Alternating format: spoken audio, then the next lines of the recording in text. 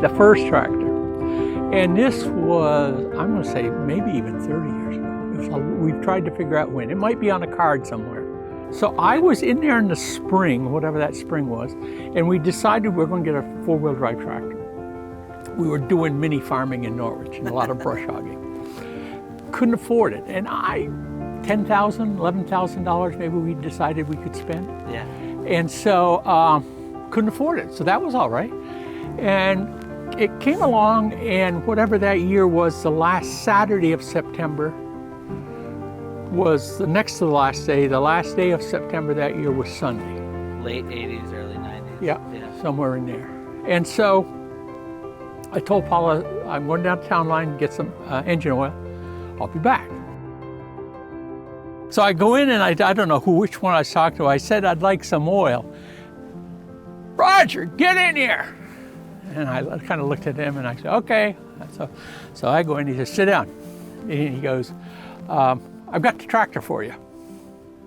I said, Bob, I told you in the spring, I can't afford a new tractor. He says, I've got a tractor for you. You're going to buy a tractor today. I said, I think he had his card out, but I said, look at your card. You know how much money I can spend. And he said, all right, this is the tractor.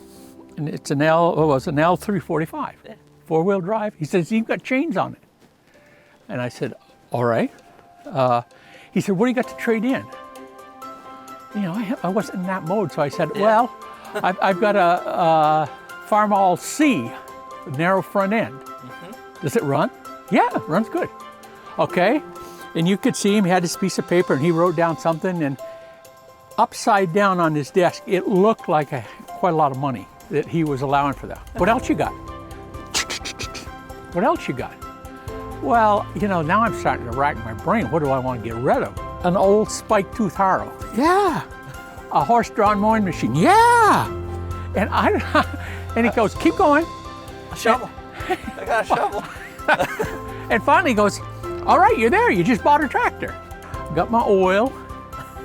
And I came home. All the time I was coming home, I'm going, it's great I got this. How do I tell Paula? How do I tell Paula? And my only saving grace was I could tell her I traded in all that junk I had outside. Which she was probably more excited about than the tractor. You know Paula. Yeah. I still owe Bob some junk.